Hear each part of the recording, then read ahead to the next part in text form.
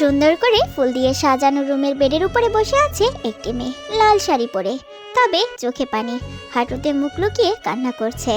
প্রতিটা মেয়ের স্বপ্ন থাকে বিয়ে নিয়ে, প্রতিটা মেয়ের স্বপ্ন থাকে বাসরাত নিয়ে, কিন্তু আমার এমন একটা মানুষের সাথে বিয়ে হয়েছে সেখানে স্বপ্ন দেখাও ভুল। জোর করে কি আর সংসার করা হয়? জোর করে কি আর ভালোবাসা হয়? তে এইসব ভেবেই তার ছেলে একটা হাসি দেয়। এরই মাঝে দরজা খোলার শব্দ আসে।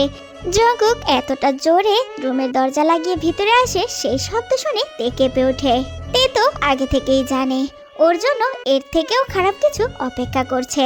জঙ্কুক রুমের মধ্যে এসেই যত ফুল সাজানো ছিল সব টেনে ছিঁড়তে শুরু করে। জঙ্কুকের চোখ চলে যায় বেডের উপরে। জঙ্কুক তের সামনে এসে তেকে বেড থেকে টান দিয়ে নামিয়ে ধাক্কা দিয়ে নিচে ফেলে দেয়।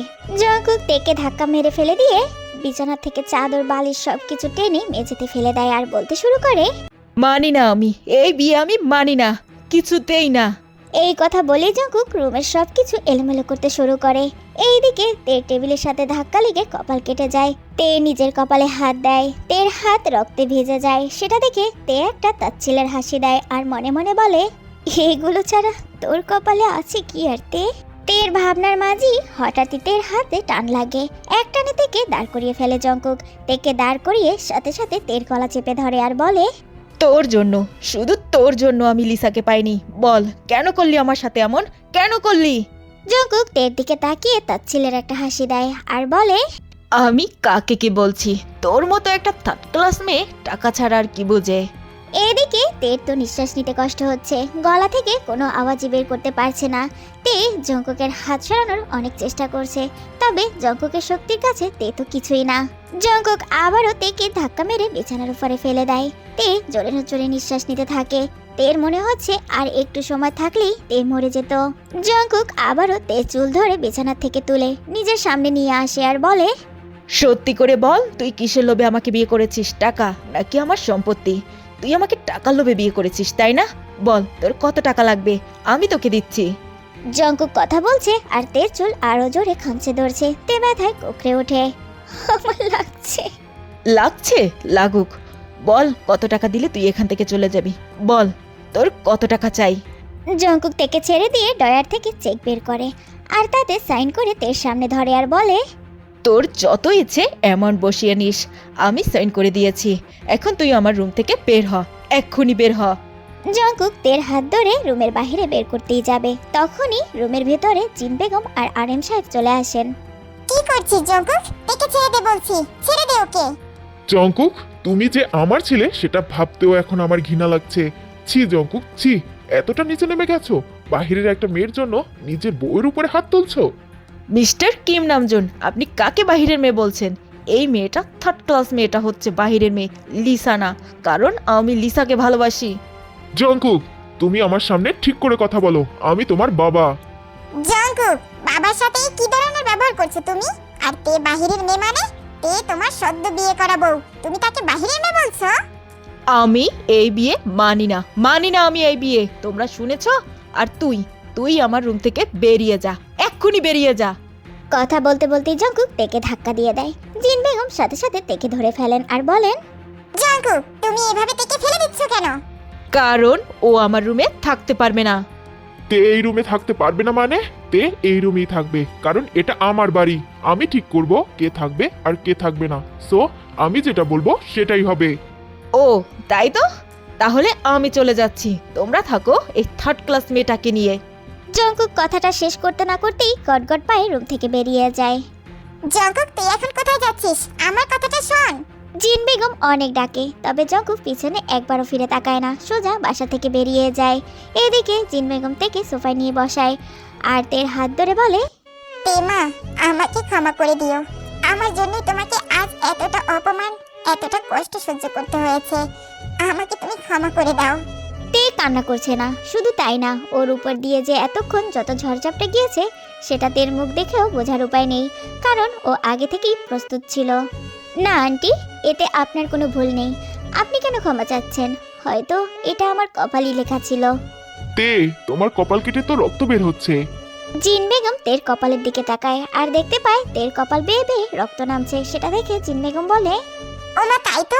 আরে তুমি একটু দেখো তো ফার্স্ট এড বক্সটা কোথায় রাখা আছে। না আন্টি, কিছু লাগবে না, অনেক রাত হয়েছে, আপনারা শুয়ে পড়ুন। কিছু লাগবে না মানে? অনেক রক্ত বের হচ্ছে তো। আরএম সাহেবের কথা শুনে তে একটু মুচকি হাসে আর বলে, এতে আমার কিছুই হবে না স্যার। তুমি কি এখনো আমাদেরকে আঙ্কেল আন্টি বলেই ডাকবে তে? আসলে আমার এগুলো বলতে বলতে অভ্যাস হয়ে গেছে তো তাই। তে জিন বেগম আরএম সাহেবকে বুঝিয়ে শুনিয়ে তাদের রুমে পাঠিয়ে দেয়। জঙ্কুক রুমের অবস্থা যা করেছে তাতে একজন দাঁড়িয়ে থাকার মতো জায়গা নেই ফ্লোরে। তে শাড়ির আঁচল কোমরে গুজে রুমটা পরিষ্কার করতে শুরু করে। রুম পরিষ্কার হয়ে গেলে নিজেকে ফ্রেশ করে আয়নার সামনে এসে দাঁড়ায়। আর তের চোখ পড়ে যায় কপালের দিকে।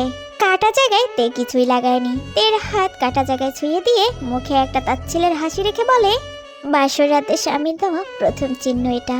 তে আয়নার সামনে থেকে সরে আসে। আগের মতো সব ঠিকঠাক রেখে তে সোফায় এসে শুয়ে পড়ে। কিছুক্ষণের মধ্যে তে ঘুমিয়েও পড়ে। অন্যদিকে জঙ্কুক গাড়ি নিয়ে বের হয়েছে লিসাকে খোঁজার উদ্দেশ্যে। অনেকক্ষণ খুঁজেছে, তবুও লিসার কোনো খোঁজ পায়নি। তারপরেও জঙ্কুক খুঁজতেই থাকে। হঠাৎই জঙ্কুকের ফোন বেজে ওঠে। জঙ্কুক গাড়িটা সাইড করে কলটা রিসিভ করে আর বলে, হ্যালো লিসা, কোথায় তুমি? এখন ঠিক আছো তো?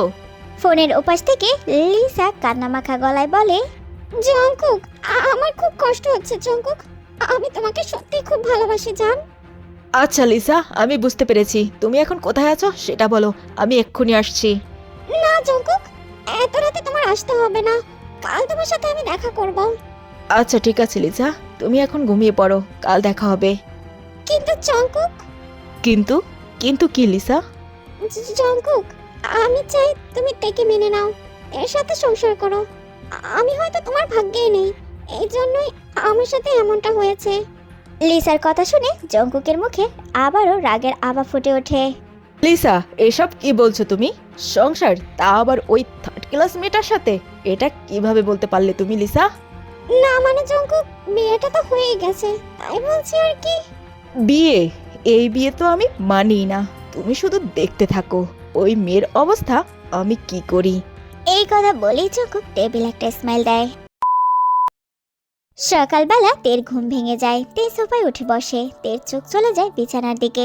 সেখানে জঙ্কুক খালি গায়ে ভুটোয় শুয়ে আছে। সেটা দেখে তে মনে মনে বলে, উনি কখন রুমে আসলো? যাই হোক, আমার জেনে লাভ কি। এই বলেই তে ওয়াশরুমে চলে যায় ফ্রেশ হতে। ফ্রেশ হয়ে তে নিচে চলে আসে। এই বাসার কেউ এখনো ঘুম থেকে ওঠেনি, তবে সকালবেলা যে মেয়েটা নাস্তা তৈরি করে শুধু সেই মেয়েটাই উঠেছে। তো সকালে তেকে ঘুম থেকে উঠতে দেখে মেয়েটি বলে, আফামনি, তুমি এত সকালবেলা উঠছো যে, তোমার কিছু লাগবে নাকি? ও সরি সরি, ছোট ম্যাডাম, আপনার কিছু লাগবে? না রোজ, আমার কিছু লাগবে না। আর একটা কথা, তুমি আগে যেমন আমাকে আপামনি বলে ডাকতে, এখনো সেটা বলেই ডাকবে, ওকে? কিন্তু ভাইজান যে কইলো লিসা। কে কি বলেছে সেটা দেখে আমার কাজ নেই। আমি যেটা বলেছি তুমি আমাকে সেটা বলেই ডাকবে, মনে থাকবে? কথা বলতে বলতেই কিচেনে চলে যায়। পিছে পিছে রোজও চলে যায় আর বলে, আচ্ছা আফামনি, আপনি যেটা কইবেন ওইটাই হইব। এখন আসো, আমি নাস্তা বানাবো, তুমি আমাকে হেল্প করবে। রোজ তের কাছে আসে আর বলে, আফামনি, আপনি নাস্তা বানাবেন মানে? হ্যাঁ রোজ, আজ থেকে আমি নাস্তা বানাবো প্রতিদিন, মানে যতদিন এই বাড়িতে থাকি আর কি। আফামনি, এইটা আপনি কি কইলেন, যতদিন থাকবেন মানে? তোমাকে আর এত বেশি বুঝতে হবে না, যেটা বলছি সেটা করো আগে। তে আর রোজ মিলে নাস্তা বানাতে শুরু করে। আস্তে আস্তে সবার ঘুম ভেঙে যায়। জিন বেগম আরএম সাহেব নাস্তা করার জন্য নিচে আসে। তেকে কিচেনে দেখে জিন বেগম চমকে যায় আর বলে, তে, তুমি এত সকালে কিচেনে কি করছো? তে পিছনে ফিরে জিন বেগমের দিকে তাকায় আর বলে, তেমন কিছু না মা, এই আপনাদের জন্য একটু নাস্তা তৈরি করতেছিলাম। তুমি কেন নাস্তা বানাচ্ছো? রোজ কোথায়? মা, আমি এই কাজটা ভালোবেসে করি, অন্তত এই কাজটা আমাকে করতে দিন। কিন্তু তে। কোনো কিন্তু না জিন। তে যেটা ভালোবেসে নিজের ইচ্ছায় করতে চাইবে ও সেটাই করবে। আরএম সাহেবের কথা শুনে কেউ আর কোনো কথা বলে না। তের নাস্তা বানানো শেষ হয়। আরএম সাহেব খেতে বসে। জিন বেগমও তেকে সাথে নিয়ে খেতে বসে। তখনই উপর থেকে জঙ্কুকের চিৎকার শোনা যায়। রোজ, আমার চা কই? জঙ্কুকের চিৎকার শুনে তে খাবার রেখে চা বানানোর জন্য যেতে নেয়। সেটা দেখে রোজ বলে, আফামনি, আপনি বহেন, আমি ভাইজানের লেগে চা লইয়া যাই। তে আর কিছু না বলে আবারও খেতে বসে। জেনি চা নিয়ে জঙ্কুকের রুমে যায়। জঙ্কুক জেনির হাত থেকে চাটা নিয়ে মুখে দেয় আর সাথে সাথে থু মেরে ফেলে দেয় আর বলে, এটা কি চা নাকি গরম পানি? এই কথা বলেই জঙ্কুক কাপটা মেঝেতে ফেলে দেয়। রোজ আর কি করবে, ভাঙা কাপটা নিয়ে নিচে চলে আসে। নিচের সবাই সবটা শুনেছে, তাই তে জঙ্কুকের জন্য আবারও চা বানিয়ে নিজেই নিয়ে যায়। জঙ্কুক তের হাতে চায়ের কাপটা দেখে একটা টেবিল স্মাইল দেয়। তের হাত থেকে কাপটা নিয়ে মুখে দেয় আর সাথে সাথে আবারও থু মেরে ফেলে দেয় আর বলে, 1 কাপ চা, তাও ঠিকভাবে বানাতে পারিস না। এটা চা নাকি ঠান্ডা পানি? তে অবাক হয় জঙ্কুকের মুখের কথা শুনে। ও তো এই মাত্রই চাটা বানিয়ে নিয়ে এসেছে, এর মধ্যে ঠান্ডা হলো কিভাবে? চা ঠান্ডা মানে আমি তো মাত্রই বানিয়েছি। তোর কি মনে হয় আমি মিথ্যে বলছি? ঠান্ডা না গরম তুই নিজেই চেক করে নে। এই কথা বলেই জঙ্কুক তের হাতটা টেনে ধরে আর তের হাতের উপরে গরম চাটা ঢেলে দেয়। আসলে চাটা অনেক গরম ছিল, জঙ্কুক মিথ্যে বলেছে। তের হাত পুড়ে যায়, সাথে সাথে তের হাতটা লাল হয়ে যায়। আমি চা খাবো, ভালো করে বানিয়ে নিয়ে আয় যা। এইদিকে তে দাঁতে দাঁত চেপে নিজের হাতের ব্যথা সহ্য করছে। আবারও চা বানাতে চলে আসে, তবে হাতটা সবার চোখের আড়ালে ঢেকে নেয়। আবারও চা বানিয়ে জঙ্কুকের জন্য নিয়ে যায়। জঙ্কুক চাটা মুখে দিয়ে বলে, এবারের চাটা ঠিক আছে। তে এই কথা শুনে ওয়াশরুমে চলে যায়। এইদিকে জঙ্কুক অফিসের জন্য রেডি হয়ে নিচে চলে আসে নাস্তা করার জন্য। সেখানে আরেম সাহেব, জিন বেগম দুজনেই ছিলেন, তবে জঙ্কুকের সাথে কেউ কথা বলে না। জঙ্কুক নাস্তা করছে, তে অফিসে যাওয়ার জন্য রেডি হয়ে নিচে আসে। মা, আমি বের হলাম। তে, তুমি কোথায় যাচ্ছ? মা, আমি তো অফিসে যাচ্ছি। সেটা তো বুঝলাম তে, তুমি একা কেন যাচ্ছ? জঙ্কুকের খাবারটা শেষ হোক, তারপর ওর সাথেই যাবে। জিন বেগমের কথা শুনে তে জঙ্কুকের দিকে তাকায়, আবারও চোখ সরিয়ে জিন বেগমের দিকে তাকিয়ে বলে, না মা, তার প্রয়োজন নেই, আমি একাই যেতে পারবো। আচ্ছা আচ্ছা ঠিক আছে, তাহলে আমি ড্রাইভারকে বলে দিচ্ছি, ও তোমাকে দিয়ে আসবে অফিসে। না বাবা, তা লাগবে না, আমি বাসে চলে যেতে পারবো। এত আদিক্ষেতা করার কি আছে বুঝলাম না। সে তো এই বাড়িতে বিয়ে করেছে বিলাসিতা করার জন্যই, তাই না? জঙ্কুকের এমন কথা শুনে সবাই জঙ্কুকের দিকে তাকায়, তবে এইদিকে তের মনটা খারাপ হয়ে যায়। জঙ্কুক কারো সম্পর্কে না জেনে কিভাবে বলছে এসব? মা, বাবা, আমি যাচ্ছি, আমার লেট হয়ে যাচ্ছে। আবার 1 মিনিট দেরি হয়ে গেলে আমার স্যালারি কেটে রাখা হবে। কথাটাতে জঙ্কুকের দিকেই তাকিয়ে বলে। তে আর দাঁড়ায় না, বাসা থেকে সোজা বের হয়ে যায় অফিসের উদ্দেশ্যে। আসলে জঙ্কুকের অ্যাসিস্ট্যান্ট হলো তে। তের সাথে জঙ্কুকের তেমন কোনো ভালো সম্পর্ক ছিল না। অফিসের বস আর একজন স্টাফ হিসেবে যেমন সম্পর্ক থাকা উচিত, ওদের মাঝে ঠিক তেমনটাই সম্পর্ক ছিল। লিসার সাথে যে জঙ্কুকের সম্পর্ক ছিল সেটা অফিসের সবাই জানতো। তে জঙ্কুকের আগে অফিসে চলে আসে আর নিজের চেয়ারে বসে অফিসের কাজ করতেছিল। তখনই জঙ্কুক অফিসে আসে, সাথে লিসাও ছিল। জঙ্কুক অফিস রুমে চলে যায়, সাথে লিসাও যায়। কিছুক্ষণ পর তে একটা ফাইল নিয়ে জঙ্কুকের অফিস রুমে আসে। স্যার, এই ফাইলটা একটু দেখবেন। তেকে আসতে দেখে জঙ্কুক রেগে যায় আর বলে ওঠে, মিস তে, আপনার কি সামান্য পরিমাণেও কমন সেন্স নেই? আপনি দেখলেন যে আমি আমার গার্লফ্রেন্ডের সাথে কথা বলতেছি, আপনি নক না করে ভিতরে কেন আসলেন? তে চমকে যায়, কারণ জঙ্কুক আগেই বলে রেখেছে যে কোনো কাজে যে কোনো প্রয়োজনে নক না করে তে আসতে পারে। আর সব থেকে বড় কথা, এর আগেও তো লিসার রুমে থাকা অবস্থায় তে অনেকবারই এসেছে। তাহলে আজ হঠাৎ কি এমন হলো? জঙ্কুক ওকে এমন কেন বলছে? ও তো কিছুই বুঝতে পারছে না। স্যার, আপনি তো আমাকে বলেছিলেন। হ্যাঁ, আমি বলেছিলাম, কিন্তু সব সময় না। আমি আমার গার্লফ্রেন্ডের সাথে তো একটু পার্সোনাল সময় কাটাতেই পারি, তাই না? সরি স্যার, আর এমনটা হবে না। এই বলেই তে জঙ্কুকের অফিস রুম থেকে বের হতে নেয়। তখনই জঙ্কুক আবারও বলে, মিস তে, আমি কি আপনাকে যেতে বলেছি? তে সাথে সাথে দাঁড়িয়ে যায় আর জঙ্কুকের দিকে ফিরে তাকায় আর বলে, সরি স্যার। এসেই যখন পড়েছেন, ফাইলটা এখানে রেখে আমার জন্য আর আমার জিএফ এর জন্য কফি নিয়ে আসেন। Okay sir. এই কথা বলেই তে ওখান থেকে চলে যায়। জঙ্কুক আর লিসা আবারও দুজনে গল্প করতে শুরু করে। কিছুক্ষণ পর তে কফি নিয়ে আবারও আসে। তে যখন কফিটা জঙ্কুকের হাতে দিতে যায়, তখনই লিসা ইচ্ছে করে জঙ্কুকের হাতে ধাক্কা দেয় আর কফিটা ফাইলের উপরে পড়ে যায়। ফাইলটা পুরোপুরি নষ্ট হয়ে যায়। তে সাথে সাথে ফাইলটা নিজের হাতে তুলে নেয় আর বলে, এটা কি করলেন ম্যাম? সরি তে, আসলে আমি বুঝতে পারিনি। লিসা, তুমি কেন সরি বলছো? আর মিস তে, একটা কাজও ঠিক করে করতে পারেন না, তাই না? যান, ফাইলটা আবারও ঠিক করে নিয়ে আসেন। তের মনটা খারাপ হয়ে যায়, কারণ এই ফাইলটা করতে তের অনেক সময় লেগেছে। তে মন খারাপ করে ওখান থেকে যেতেই নিবে, তখনই জঙ্কুক আবারও বলে, আর মিস তে, এখানে আরো 2টা ফাইল আছে, এগুলো 2 ঘন্টার মধ্যে রেডি করে রাখবেন। লিসা, চলো আমরা একটু বাহির থেকে ঘুরে আসি। এই কথা বলেই জঙ্কুক তের সামনে দিয়ে লিসাকে নিয়ে চলে যায়। তের আর কি করার, ফাইলগুলো আবারও তৈরি করতে হবে এই ভেবে নিজের ডেস্কে চলে যায়। রাতের বেলা সবাই ডিনার করে যার যার রুমে চলে যায়। তে কিচেনে কাজ গুছিয়ে তারপরে রুমে আসে। রুমে ঢুকতে না ঢুকতেই তের গায়ে একটা ঠান্ডা বাতাস এসে লাগে। সেটা আর কিছু না, এসির বাতাস। জঙ্কুক ফুল পাওয়ারে এসি ছেড়ে রেখেছে, যার কারণে রুমের ভিতরটা অনেক ঠান্ডা হয়ে আছে। জঙ্কুক তো কম্বল মুড়ি দিয়ে শুয়ে আছে, তবে তে এখন কি করবে? তের কাছে তো কম্বল নেই, তার আর কি করার, সেই ঠান্ডার মাঝে ওড়না পেঁচিয়ে শুয়ে পড়ে। এভাবে কেটে গিয়েছে দুইটা মাস। জঙ্কুক থেকে অনেকভাবেই টর্চার করেছে, দিন দিন টর্চারের মাত্রা বাড়িয়েও দিয়েছে, কিন্তু তেকে বাড়ি থেকে বের করতে পারেনি। এদিকে লিসা জঙ্কুকের সাথে ঠিকমতো কথা বলছে না, সেই রাগটাও জঙ্কুক তের উপরই দেখাচ্ছে। লিসা দেশের বাইরে চলে গেছে আজ 15 দিনের মতো।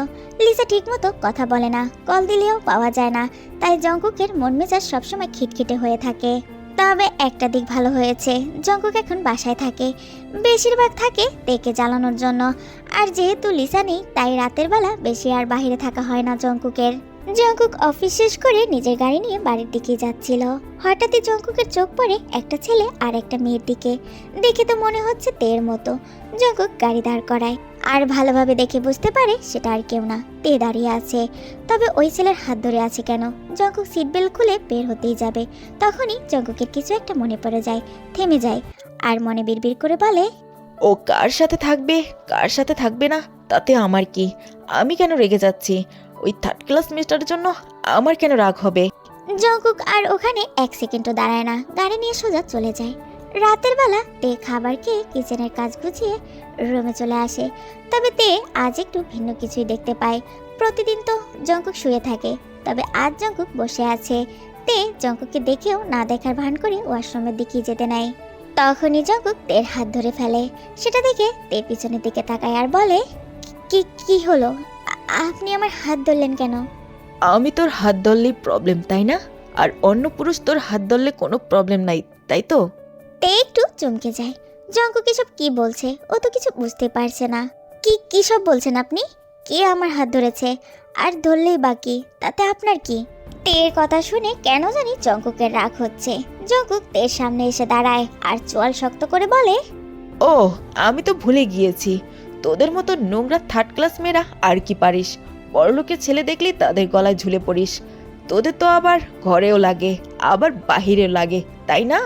কথা বলতে বলতেই জঙ্কুক তের হাত আরো জোরে শক্ত করে ধরে, যার কারণে তের কাচের চুড়ি ভেঙে তের হাতেই গেতে যায়। আপনি জানেন তো আমি নোংরা 3rd ক্লাস মেয়ে, তারপরেও আপনি আমার হাত কেন ধরেছেন? আর শুনে রাখেন, আমি আপনাকে হাজবেন্ড মানি না, না আপনি আমাকে ওয়াইফ মানেন। সো আমি কি করি বা না করি সেটা দেখার অধিকার আপনার নেই। তে এই কথা বলেই জঙ্কুকের হাত থেকে নিজের হাতটা ছাড়িয়ে ওয়াশরুমে চলে যায়। তে ওয়াশরুমে এসে বেসিংয়ের ট্যাপ ছেড়ে দিয়ে নিজের হাত ধুতে থাকে আর কান্না করতে থাকে। মাঝে কেটে গিয়েছে আরও কয়েকটা দিন। জঙ্কুকের সাথে লিসার কোনো যোগাযোগই হচ্ছে না কয়েকটা দিন ধরে, সেই কারণেই জঙ্কুকের রাগ দিন দিন বাড়ছে। তবে তের সাথে ঝগড়াটা আগের থেকে একটু কমেছে। লিসার কোনো খোঁজ পাওয়া যাচ্ছে না, সেই বিষয়টা নিয়েই জঙ্কুক অনেক টেনশনে আছে। জঙ্কুক লিসার ফ্ল্যাট থেকে ঘুরে বাড়িতে যাচ্ছিল, তখন জঙ্কুক সিগন্যালে আটকে যায়। আশেপাশে চোখ বোলাতে বোলাতেই জঙ্কুকের চোখ এক জায়গায় আটকে যায়। জঙ্কুক হঠাৎই রেগে যায়, কারণ তে সেই ছেলেটার সাথে এখনো আছে, এমনকি তাকে জড়িয়ে ধরে আছে। জঙ্কুক আজ আর তার রাগকে কন্ট্রোল করতে পারল না, গাড়ি থেকে বের হয়ে সোজা তেদের কাছে যাচ্ছে। ভাই, মাকে তুমি একটু দেখে রেখো, মায়ের শরীরটা বেশি একটা ভালো না, খুব তাড়াতাড়ি অপারেশন করতে হবে ভাই, তা না হলে মাকে আর। তে আর কান্না করিস না, সব ঠিক হয়ে যাবে, আল্লাহর উপরে ভরসা রাখ। আর মাত্র 4 মাস, আমি 4 মাস পরে মায়ের অপারেশন করতে পারবো ভাই। হ্যাঁ তুই পারবি, আর আল্লাহ চাইলে সবই সম্ভব। তে সুগা তের মাথায় হাত বুলিয়ে তেকে সান্ত্বনা দিচ্ছে। হঠাৎই জঙ্কুক এসেই সুগাকে একটা ঘুষি মারে। সুগা 2 পা পিছনে সরে যায় তেকে ছেড়ে দিয়ে। জঙ্কুক আবারও সুগার কলার ধরে ঘুষি মারতে থাকে আর বলতে থাকে, অন্যের বউকে জড়িয়ে ধরতে বেশি মজা লাগে, তাই না? আজ তোকে মজা বুঝিয়ে দিব। কথা বলতে বলতে জঙ্কুক সুগাকে মারতে থাকে। তে সেটা দেখে দুজনকে আলাদা করার চেষ্টা করে। তে তার শরীরের সব শক্তি দিয়ে জঙ্কুককে টেনে সরিয়ে দেয় আর বলে, কি করছেন আপনি? আপনি সুগাকে মারছেন কেন? মেরেছি ওকে, আর দরদ তোর লাগছে, তাই না? ভালোই তো, তুই আমার হাত ছেড়ে দে, ছাড় আমার হাত। তে সত্যি সত্যি জঙ্কুকের হাত ছেড়ে দিয়ে সুগার সামনে এসে দাঁড়ায় আর বলে, আপনি কে হন আমার? কেন এমন করছেন? আর কোন অধিকারে ওর গায়ে হাত তুলছেন? বাহ, অধিকার তাই না? I am your husband. তুই এই কথাটা ভুলে যাস কেন? আপনি ভুল বলেছেন। আমি ভুলিনি, আপনি ভুলে গিয়েছেন যে আমাদের মাঝে ওই রকমের কোনো সম্পর্কই নেই। তে এখন কিন্তু আপনি এখন এখান থেকে আসতে পারেন। থাক, আপনাকে যেতে হবে না, আমরাই যাচ্ছি। এই কথা বলেই তে সুগার হাত ধরে নিয়ে চলে যেতে থাকে। এটা করা কি ঠিক হলো তে? ঠিক ভুল বুঝি না ভাইয়া, কিছু কিছু মানুষকে এভাবেই বলতে হয়। তে সোফায় শুয়ে আছে, তবে তার চোখে ঘুম নেই, কারণ জঙ্কুক এখনো বাসায় আসেনি। সে বিকেল থেকে কোথায় আছে তে সেটা জানেও না। তে বুঝতে পারছে জঙ্কুক অনেক রেগে আছে, তবে বাড়িতে তো আসবে। তে ঘড়ির দিকে তাকিয়ে দেখে 1টা বাজে, কিন্তু জঙ্কুক এখনো এলো না। তের ভাবনার মাঝে হঠাৎই রুমের দরজা খোলার শব্দ শুনতে পায়। তে উঠে বসে। জঙ্কুক শব্দ করে দরজাটা লাগিয়ে ভিতরে আসে। তে সোফা ছেড়ে উঠে দাঁড়ায়। জঙ্কুক ঢুলতে ঢুলতে রুমের ভিতরে আসে। তেকে সামনে দাঁড়িয়ে থাকতে দেখে জঙ্কুক হঠাৎই তের গলা চেপে ধরে। তে ভয় পেয়ে যায়। জঙ্কুক তের গলা চেপে ধরে সোফায় শুয়ে পড়ে। তে নিচে পড়ে। জঙ্কুক তের উপরে পড়ে যায়। জঙ্কুক তের দিকে তাকিয়ে বলতে শুরু করে, তে, ওই ছেলে তোকে কেন ছুঁয়েছে? তুই কেন ওই ছেলের হাত ধরেছিস বল আমাকে। আমি তোকে ছুলেই তো তুই রেগে যাস, আমাকে অনেক কথা শোনাস, তাহলে তুই ওই ছেলেকে কেন কিছু বললি না? জঙ্কুক তের গলা ততটাও জোরে ধরেনি, আলতো ধরে আছে। আপনি ড্রিঙ্ক করেছেন? হ্যাঁ, আমি ড্রিঙ্ক করেছি, তাতে তোর কি? হঠাৎই জঙ্কুক রেগে যায় আর তের গলা আর একটু জোরে চেপে ধরে আর বলে, তে, তুই সত্যি করে বল, ওই ছেলের সাথে তোর কিসের সম্পর্ক? কি হলো বল আমাকে। আমার লাগছে। কি করছেন কি আপনি? আপনি কি আমাকে মেরে ফেলবেন নাকি? আমি তোকে ধরলেই তুই ব্যথা পাস তাই না তে? ওই ছেলে তোকে ধরলে কিছুই হয় না তাই তো? দেখি ও তোকে কোথায় কোথায় ছুঁয়ে দিয়েছে। এই কথা বলতে বলতেই জঙ্কুক তের ওড়না টেনে নিচে ফেলে দেয়। জঙ্কুক পাগলের মতো তের শরীরের সব জায়গায় হাত দিয়ে দেখাচ্ছে আর বলছে, তোকেও এখানে ছুঁয়েছে নাকি এখানে ছুঁয়েছে নাকি এখানে ছুঁয়েছে? বলতে কোথায় ছুঁয়েছে আমাকে বল, ও কোথায় কোথায় ছুঁয়েছে তোর? জঙ্কুকের বেসামাল স্পর্শতে তে অস্থির হয়ে যাচ্ছে। তে জঙ্কুককে সরানোর অনেক চেষ্টা করছে, তবে তে জঙ্কুকের সাথে পারছেই না। আপনি হুঁশে ফেরেন জঙ্কুক, কি করছেন কি আপনি এসব? জঙ্কুকের চোখ চলে যায় তের ঠোঁটের দিকে। জঙ্কুক একটা আঙ্গুল তের ঠোঁটের উপরে রাখে আর তাকিয়ে থাকে। তের ওড়না না থাকার কারণে তের সামনের কিছুটা অংশ দৃশ্যমান। এই প্রথম কোনো পুরুষ তের এত কাছে এসেছে। তের নিঃশ্বাস ভারী হচ্ছে, বুক ওঠানামা করছে। জঙ্কুক হঠাৎই তেকে কোলে তুলে নেয়। তে ভয় পেয়ে যায়। জঙ্কুকের গলা জড়িয়ে ধরে আর বলে, কি করছেন কি জঙ্কুক স্যার? আমাকে নামিয়ে দেন, আমি পড়ে যাব, প্লিজ আমাকে নামিয়ে দেন। কে শোনে কার কথা? জঙ্কুক তেকে নিয়ে এসে বিছানার উপরে ফেলে দেয়। তে বিছানা থেকে নেমে যেতে চায়। জঙ্কুকের মতিগতি একদম ঠিক লাগছে না তের কাছে। এতক্ষণ যে পাগলামি করেছে সেটা মানা যায়, তবে এখন কি করতে চাচ্ছে জঙ্কুক? তে জঙ্কুকের ভয়ে পেছনে পেঁচাতে থাকে, কিন্তু জঙ্কুক তের পা ধরে টেনে নিজের কাছে নিয়ে আসে। সেটা দেখে তে বলে, জঙ্কুক স্যার, এটা আপনি ঠিক করছেন না, আমাকে যেতে দিন প্লিজ, আমাকে যেতে দিন। আমি তোকে ছুতে গেলেই তোর ব্যথা লাগে তাই না? শুধু ছেড়ে দান করতে থাকিস, আর ওই পরপুরুষ ছুঁয়ে দিলে তোর মজা লাগে তাই তো? আমি তোর হাজব্যান্ড, আমার অধিকার আছে তোর ছোঁয়ার। আজ আমি তোকে ছুঁয়ে দেব তোর পুরো শরীর। না জঙ্কুক না, এমনটা করবেন না। আপনি এখন নেশার মধ্যে আছেন, কাল সকাল হলেই আপনি সবকিছু ভুলে যাবেন। প্লিজ জঙ্কুক, এমনটা করিয়েন না। তে, তোর শরীরে শুধু আমার ছোঁয়া থাকবে, আর কারো না। এই বলেই জঙ্কুক তের উপরে ঝাঁপিয়ে পড়ে আর আঁকড়ে ধরে তের ঠোঁট দুটো। তবে তে জঙ্কুককে কিস করতে দিচ্ছে না। জঙ্কুককে কিস করতে দিচ্ছে না দেখে জঙ্কুকের এক হাত দিয়ে তের 2 হাত চেপে ধরে, অন্য হাত বিচরণ করছে তের কামিজের মধ্যে। ও তে ঠোঁট ফাঁক করছে না, সেটা দেখে জঙ্কুক তের ঠোঁটের উপরে একটা কামড় বসিয়ে যায়। যখনই তে ঠোঁট ফাঁক করে তখনই জঙ্কুক লিপ কিস করতে শুরু করে। জঙ্কুক তেকে কিস করতে করতেই তের কামিজটা টান দিয়ে ছিঁড়ে ফেলে। এরপরে জঙ্কুক তের সাথে জোর করে ইন্টিমেট হয়ে যায়। জঙ্কুক প্লিজ, প্লিজ জঙ্কুক এমনটা করেন না প্লিজ, আমাকে ছেড়ে দেন প্লিজ, আমাকে ছেড়ে দেন। ছেড়ে দিব মানে? আমি তোকে স্পর্শ করব না তো কে স্পর্শ করবে তোকে? তে Leave it, start format it, touch it, bring it, pay it, watch it, turn it, leave it, start format it. Who be the king of the sand? একটু বেলা করেই জঙ্কুকের ঘুম ভাঙে, কিন্তু জঙ্কুকের কেমন মাথাটা ভার লাগছে। জঙ্কুক মাথায় হাত দিয়ে উঠে বসে, শরীর থেকে কম্বলটা সরিয়ে বিছানা থেকে নামতেই যাবে। তখনই জঙ্কুকের খেয়াল পড়ে নিজের দিকে। জঙ্কুকের শরীরে কোনো কাপড় নেই। জঙ্কুকের মস্তিষ্ক সজাগ হয় আর জঙ্কুক ভাবতে থাকে, আমি বাসায় কখন আসলাম? আর আমি বা জঙ্কুক পুরো কথাটা শেষ না করে সোফার দিকে তাকায়। সেখানে তেকে না দেখতে পেয়ে বিছানার কম্বল সরিয়ে যা দেখতে পায় সেটা দেখে জঙ্কুক বিড়বিড় করে বলে, না না, আমি এমন ভুল করতেই পারি না।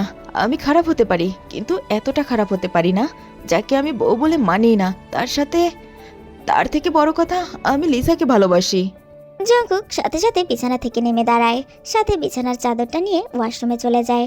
আসলে বিছানার চাদরে ছোপ ছোপ রক্ত লেগে আছে, আবার নিজের শরীরেও কাপড় নেই। এই সব কিছু দেখে জঙ্কুকের বুঝতে বাকি থাকে না রাতে কি হয়েছে। জঙ্কুক ফ্রেশ হয়ে ওয়াশরুম থেকে বের হয়। রোজ, আমার চাটা দিয়ে যা।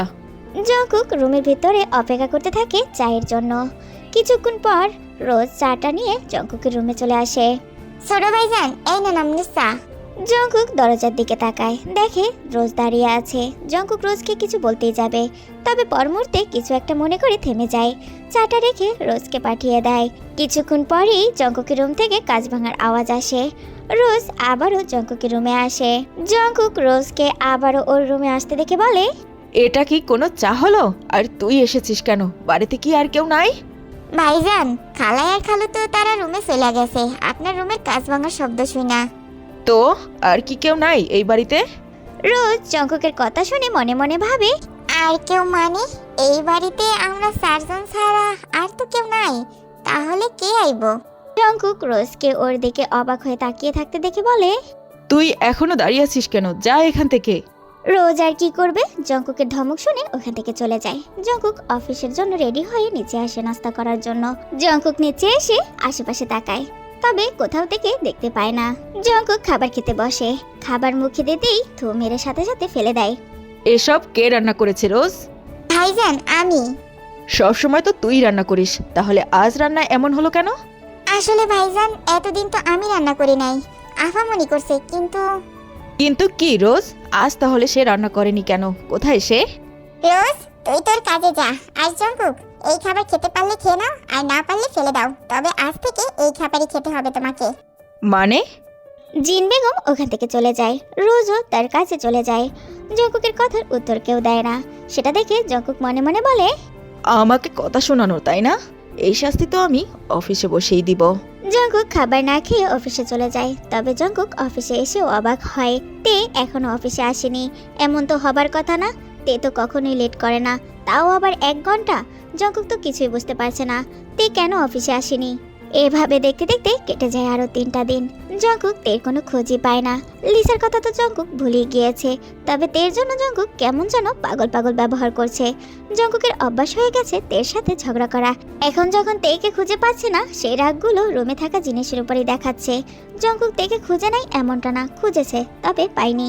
সন্ধ্যাবেলা জিন বেগম ড্রয়িং রুমে বসে চা খাচ্ছেন আর টিভি দেখছেন। জঙ্কুক তার রুমেই ছিল। হঠাৎই জঙ্কুক রুম থেকে বেরিয়ে জিন বেগমের সামনে আসে আর বলে, মা, তে কোথায়? জিন বেগম জঙ্কুকের দিকে তাকায় আর বলে, আমি জানি না, আমি কি করে বলবো তে কোথায়?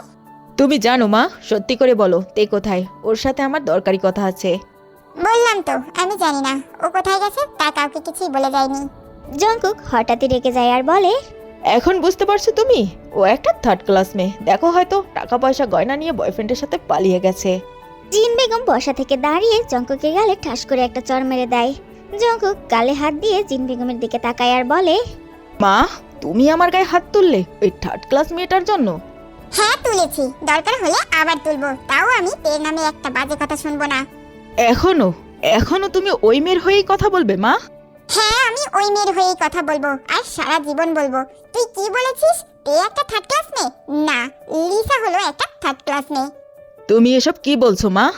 হ্যাঁ, আমি ঠিকই বলেছি। তাহলে শোন, তোর বিয়ের দিন কি হয়েছিল। এই কথা বলেই জিন বেগম বলতে শুরু করে সেদিন বিয়েতে কি হয়েছিল।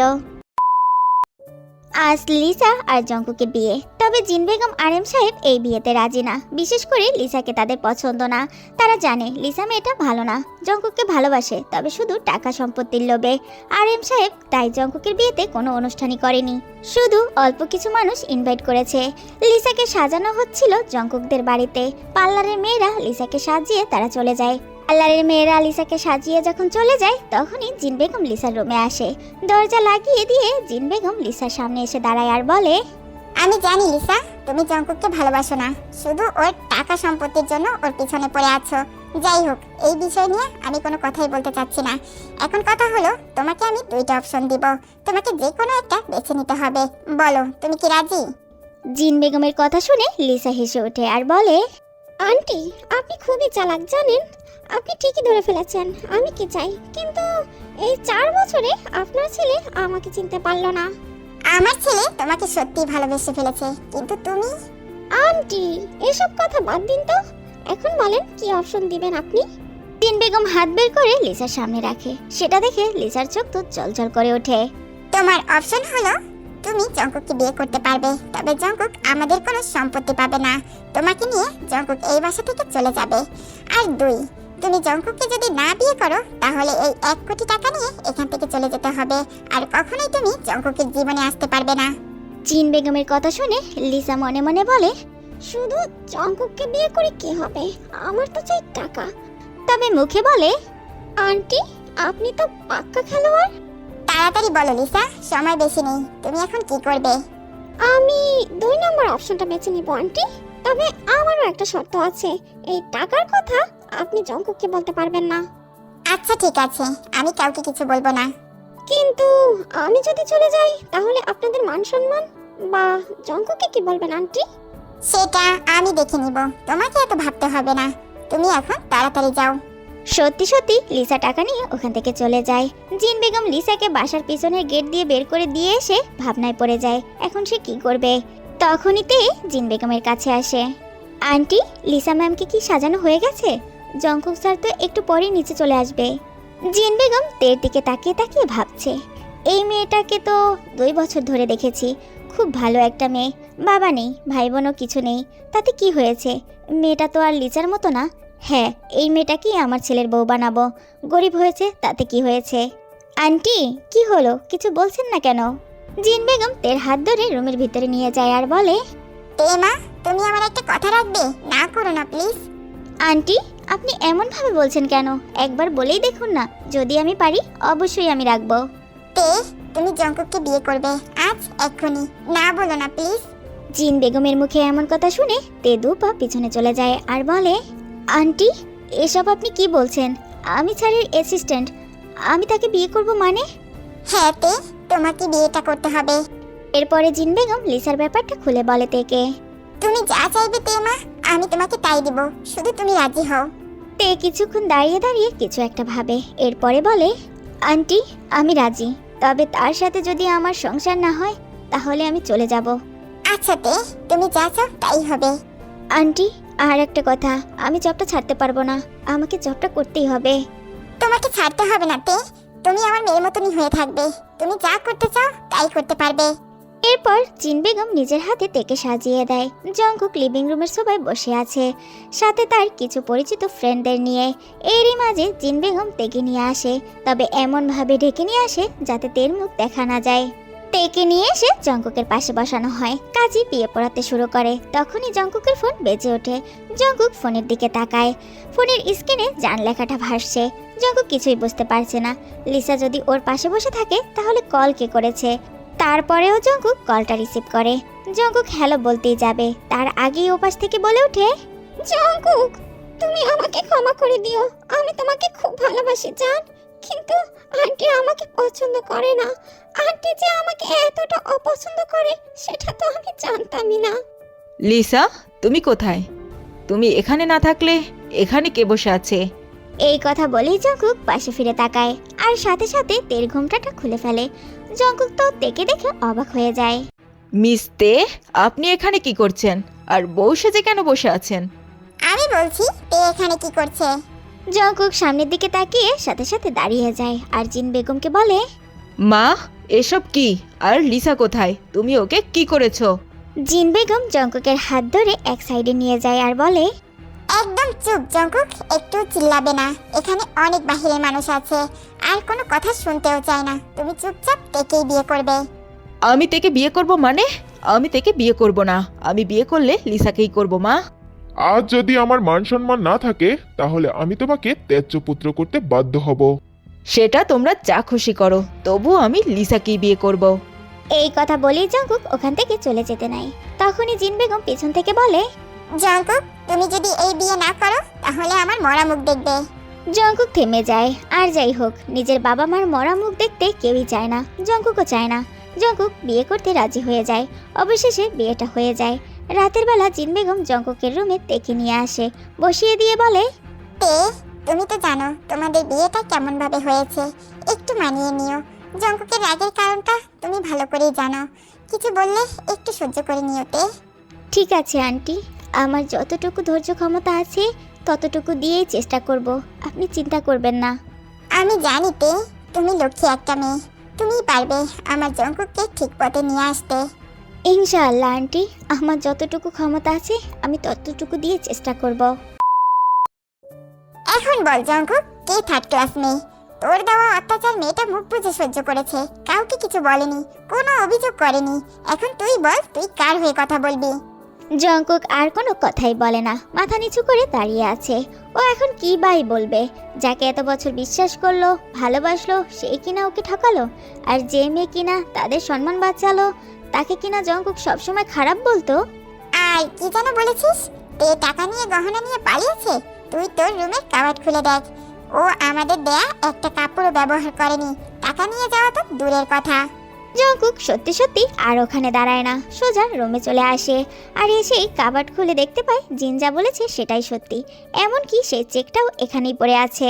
জঙ্কুক এখন ফিল করতে পারছে লিচার জন্য এতটা কষ্ট হয়নি যতটা তে হারিয়ে যাবার পরে কষ্ট হচ্ছে। তার মানে কি জঙ্কুক তেকে ভালোবেসে ফেলেছে, নাকি তেকে ও আগে থেকেই ভালোবাসতো? তে, আই এম সরি, প্লিজ তুমি আবার ফিরে আসো।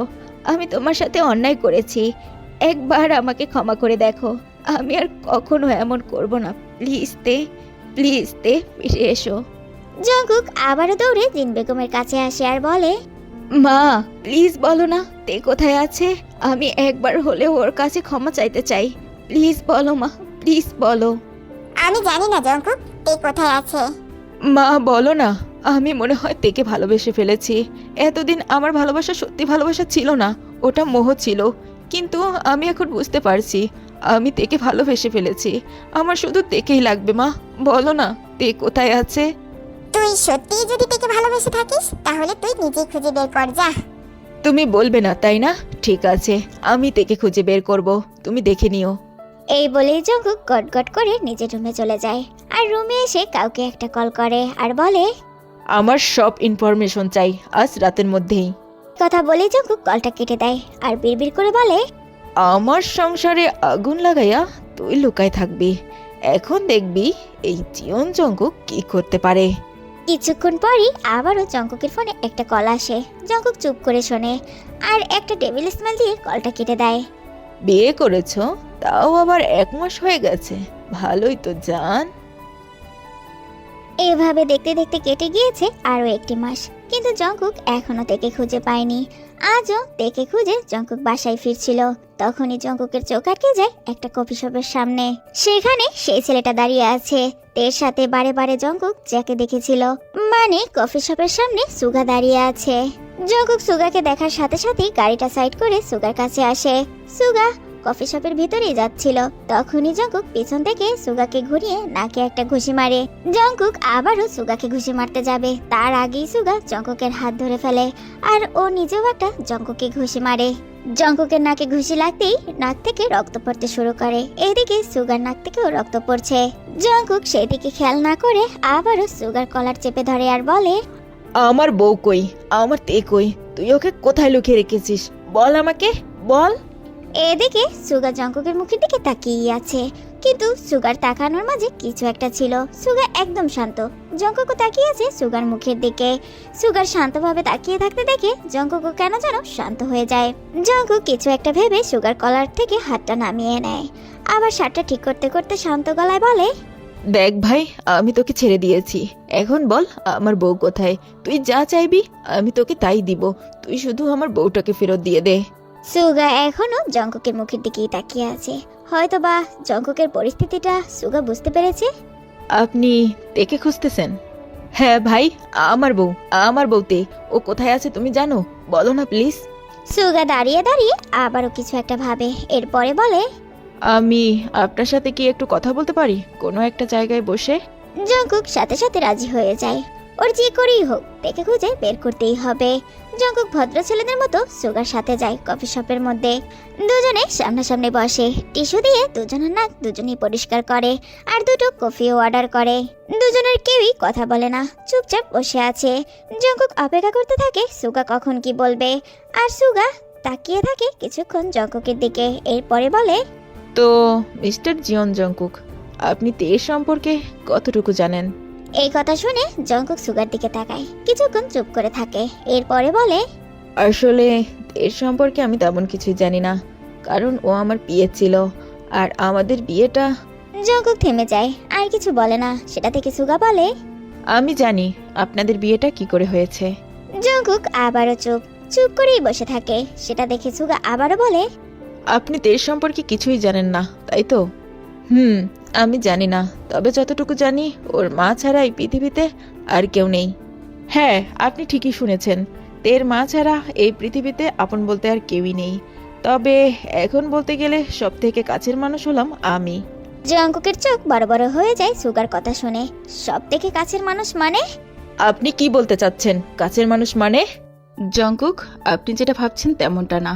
তে আমার কাজিন হয়, আর তের মা মারা গিয়েছে কিছুদিন হলো। ও খুব ভেঙে পড়েছিল, তাই আমার ওয়াইফ আর আমি ওকে আমাদের বাসায় নিয়ে এসেছি। জানেন, তখন আপনাকে খুব দরকার ছিল ওর পাশে। জঙ্কুক খুব অবাক হয়, আর সুগার মুখের দিকে তাকিয়ে থেকে বলে, আন্টি মারা গেছে মানে? ওনার কি হয়েছিল? আসলে তার ব্রেন টিউমার ছিল। তে চেয়েছিল অপারেশন করতে, কিন্তু সেই সুযোগটা আর পেল না। তে টাকা গুছাতে গুছাতে সে দুনিয়া ছেড়েই চলে গিয়েছে। টাকা গুছাতে গুছাতে মানে? সুগা জঙ্কুকের প্রশ্ন শুনে একটু মুচকে হাসে, এরপরে বলে, টাকা গুছাতে গুছাতে। কারণ তে কারো থেকে কোনো হেল্প নিতে চায় না, নিজের উপার্জন দিয়ে তার মায়ের ট্রিটমেন্ট করাতে চায়। সুগার কথা শুনে জঙ্কুকের মনে পড়ে যায় সে চেকটার কথা, যেটা জঙ্কুক তেকে দিয়েছিল। তে চাইলেই তো সেখানে অ্যামাউন্ট বসিয়ে নিতে পারতো, তাহলে কেন নিল না? জঙ্কুক এখন বুঝতে পারে সে কতটা বড় ভুল করেছে, কতটা অপমান করেছে, কতটা ছোট করেছে তেকে। জঙ্কুক সুগার হাত ধরে আর বলে, ভাই, তুমি একটু আমাকে তের কাছে নিয়ে যাবে? আমি ওর সাথে একটু কথা বলতে চাই। সুগা এখন কি বলবে, ও কি করবে বুঝতে পারছে না। জঙ্কুকের মুখের দিকে তাকিয়ে বলে, সরি ভাই, আমি তোমাকে এখন নিয়ে যেতে পারবো না। তবে আমি বলতে পারি তে এখন কোথায় আছে। সেটা বললেই হবে ভাই, আমি ওর কাছে যাব। তবে তবে তবে মানে কি ভাই? তের কিছু হয়নি তো? ও ঠিক আছে তো? হ্যাঁ, ও ঠিক আছে। তবে তে আপনাকে ক্ষমা করবে কিনা সেটা জানি না। ও তো আপনার নাম শুনতেই চায় না। জঙ্কুকের মুখটা মলিন হয়ে যায়। ও যে ভুল করেছে সেটা এখন বুঝতে পারছে, কিন্তু কিছুই করার নেই। ভুল তো করেই ফেলেছে, তবে সেটা শুধরানোর তো সুযোগ দিতে হবে, তাই না? এখন চায় জঙ্কুক নিজেকে শুধরাতে। আমাকে কি একটা সুযোগ দেওয়া যায় না ভাই? আমি তাকে মানিয়ে নিব, ঠিক দেখে নিও, আমি তাকে মানিয়ে নিব। ওকে, চেষ্টা করেই দেখেন, একদিন না একদিন সফল হতেও পারেন। জঙ্কুক সুগা নিজেদের মধ্যে আরো কিছুক্ষণ কথা বলতে থাকে, এরপরে যার যার কাজে সে চলে যায়। তে সবজি কাটছে আর জিমিন রান্না করছে। তের কেমন যেন বমি বমি পাচ্ছে। তে উঠে বেসিং এর কাছে চলে যায়। সেটা দেখে জিমিনও তের পিছু পিছু চলে আসে আর বলে, তে, তোমার কি হয়েছে? এই কয়দিন ধরে দেখছি তুমি শুধু বমি করছো। বুঝতে পারছি না ভাবি কি হয়েছে, তবে মনে হচ্ছে কয়দিন ধরে খুব গ্যাসে প্রবলেম করছে। ও আচ্ছা, তে, তোমাকে আর কাজ করতে হবে না, যাও তুমি একটু রেস্ট নাও। তে আচ্ছা বলে বাধ্য মেয়ের মতো নিজের রুমের দিকেই যেতে নেয়। তখনই বাসার কলিং বেল বেজে ওঠে। তে থেমে যায়। ভাবি, মনে হয় ভাইয়া এসেছে। কথা কথা বলতে বলতেই তে দরজার কাছে গিয়ে দরজা খুলে দেয়। ভাইয়া, আজ এত তাড়াতাড়ি আসলে যে? এই কথা বলেই তে সামনের দিকে তাকায়। সামনের মানুষটাকে দেখে তে থমকে যায়, দুপা পিছনে চলে যায়, এক দৃষ্টিতে তাকিয়ে থাকে। হ্যাঁ, সামনে আর কেউ না, জঙ্কুক দাঁড়িয়ে আছে। জঙ্কুকও এক দৃষ্টিতে তের দিকেই তাকিয়ে আছে। তেকে এভাবে জঙ্কুক দেখতে পাবে সেটা তো জঙ্কুক কখনোই আশা করেনি। তে, কেমন আছো তুমি? তের ঘোর ভেঙে যায় আর এক দৌড়ে নিজের রুমে চলে যায়। জঙ্কুকও তের পিছু পিছু ছুটতে থাকে। তবে জঙ্কুক যাওয়ার আগেই তে রুমের দরজা লাগিয়ে দেয়। তে দরজা লাগিয়ে দিয়েছে দেখে জঙ্কুক দরজার সামনে দাঁড়িয়ে থাকে আর তেকে ডাকতে থাকে। তে, দরজা খুলো, তোমার সাথে আমার অনেক কথা আছে। প্লিজ তে, দরজাটা একটু খুলো, শোনো না আমার একটু কথা। তে। এইদিকে তে দরজার সাথে পিঠ ঠেকিয়ে বসে পড়ে আর বিড়বিড় করে বলে, কেন কেন আপনি আবার আমার সামনে আসলেন? কেন আসলেন? প্লিজ তে, একবার আমার কথাটা শোনো, দরজাটা খুলো তে। কে আপনি? আর বাসার ভিতরে বা কেন এসেছেন? পিছন থেকে মেইলি কণ্ঠস্বর শুনে জঙ্কুক সেই দিকে তাকায় আর বলে, ভাবি, তেকে একটু বলেন না বের হতে, আমি ওর সাথে একটু কথা বলতে চাই। প্লিজ বলেন না ভাবি ওকে বের হতে। ভাবি ডাকাতে জিমিন জঙ্কুকের মুখের দিকে কিছুক্ষণ তাকিয়ে থাকে, এরপরে বলে, আপনি কি জিয়ন জঙ্কুক? জি ভাবি, আমি জিয়ন জঙ্কুক। ও আচ্ছা, তাহলে টেকে ডেকে লাভ নেই, আপনি আমার সাথে আসুন। জঙ্কুক তের রুমের দরজা বন্ধর দিকে একবার তাকায়, এরপরে জঙ্কুক জিমিনের সাথে ড্রয়িং রুমে চলে আসে। দুজনেই বসে। ভাবি, তে কেন এমন করছে? ও তো এমন ছিল না ভাবি, তাহলে কেন এমন করলো? জানি না ভাইয়া, তে আপনার নাম শুনতেই চায় না, শুনলেও রেগে যায়। কেন এমনটা করছে সেটা আমরাও বুঝতে পারছি না। জিমিন জঙ্কুক তারা নিজেদের মধ্যে কথা বলতে থাকে। এইদিকে তে হাঁটুতে মুখ গুজে কান্না করছে। আসলে তে জঙ্কুককে আগে থেকেই পছন্দ করত। তে লুকিয়ে লুকিয়ে তাকিয়ে থাকতো জঙ্কুকের দিকে। তে জানতো যে জঙ্কুক লিসাকে ভালোবাসে, তাই তো নিজেকে সংযত রাখতো। শুধু যে জঙ্কুক লিসাকে পছন্দ করে এই ভেবে যে তে জঙ্কুকের কাছ থেকে দূরে থাকতো তেমনটাও না। তে জানতো ও মধ্যবিত্ত ফ্যামিলির মেয়ে, জঙ্কুকের সাথে কখনোই ওকে মানায় না। তবুও জঙ্কুকের রাগটা তের খুব ভালো লাগতো, তাই তো লুকিয়ে লুকিয়ে দেখতো। কিন্তু তে জঙ্কুককে বিয়ে করতে চায়নি, কারণ জঙ্কুক যে কখনোই তেকে ভালোবাসবে না সেটা তো ভালো করেই জানে। তের এই পৃথিবীতে মা ছাড়া আর কেউ ছিল না, তাই তো তার ভালোবাসার খুব অভাব ছিল। তে সবসময় স্বপ্ন দেখতো ওর জীবনে এমন একজন মানুষ আসবে যে তাকে ভালোবাসবে, বুঝবে, গলে রাখবে। কিন্তু জিন বেগমের জোড়াজোড়িতে তে একটু ভয় পেয়েছিল, যদি বিয়েতে রাজি না হলে তের জবটা চলে যায় তাহলে মায়ের ট্রিটমেন্ট কিভাবে করবে, এইসব ভেবেই বিয়েতে রাজি হয়। আর জঙ্কুকের অত্যাচারগুলো হাসি মুখেই তে গ্রহণ করত। কিন্তু সেই দিন রাতে জঙ্কুকের কাজটি তের পছন্দ হয়নি। জঙ্কুক যদি তের কাছে স্বামীর অধিকার চাইতো তাহলে তে এমনি দিয়ে দিত। তবে জঙ্কুক যেখানে বউ হিসেবে মানে না, আবার এইসব জোর করে করেছে, যেখানে ভালোবাসা বলতে কিছুই ছিল না, সেটাই তে মানতে পারছিল না। জঙ্কুকের এই ব্যবহারটা তের পছন্দ হয়নি, তাই তে সেদিন থেকে জঙ্কুককে ঘৃণা করে। সকালবেলা এক কাপড়ে চলে আসে আর আসার সময় জিন বেগমকে বলে আসে ও আর কোনোদিনও এই বাড়িতে ফিরবে না। তে তার মায়ের কাছে চলে আসে, তবে 3 দিন পরেই তের মা মারা যায়। তে অনেক ভেঙে পড়ে। তখন সুগা আর জিমিন তের পাশে এসে দাঁড়ায় আর তাদের বাড়িতে নিয়ে আসে। এরপর থেকেই তে এখানেই থাকে। তের সামনে আবারও পুরনো স্মৃতিগুলো ভেসে ওঠে। তে হাঁটুতে মুখ গুজে কান্না করতেই ছিল, তখনই দরজার ওপাশ থেকে জঙ্কুকের গলার স্বর ভেসে আসে। তে, আমার অনেক বড় ভুল হয়ে গেছে, তুমি আমাকে ক্ষমা করে দাও প্লিজ তে। তে, একটু দরজাটা খুলো। তে, আমার কথাটা একটু শোনো তে, আমাকে তুমি মাফ করে দাও তে। জঙ্কুক অনেক ডাকে তেকে, তবে তে কোনো সাড়া দেয় না আর দরজাও খুলে না। তেকে এমন করতে দেখে জঙ্কুকের চোখে পানি চলে আসে। জঙ্কুকও কান্না করতে করতে ওখান থেকে চলে যায়। তেদের বাসা থেকে জঙ্কুক চলে যাওয়ার 2 ঘন্টা পরে তে রুমের দরজা খুলে বের হয়। তখন জিমিন সুগা তেকে অনেক বুঝিয়েছে যে জঙ্কুক আগের মতো নেই, অনেকটাই চেঞ্জ হয়ে গেছে। তবে তে তো কোনো কথাই শুনছে না। এটা তো তে বিশ্বাসই করছে না যে জঙ্কুক চেঞ্জ হয়ে গেছে, আর কোনোদিনও বিশ্বাস করতে পারবে না তে। আর সেই দিনের পর থেকে জঙ্কুক সবসময় তের বাসার সামনে দিনের পর দিন রাতের পর রাত দাঁড়িয়ে থাকে তেকে এক নজর দেখার জন্য, একটা বার কথা বলার জন্য। কিন্তু তে জঙ্কুকের সাথে কথাই বলবে না।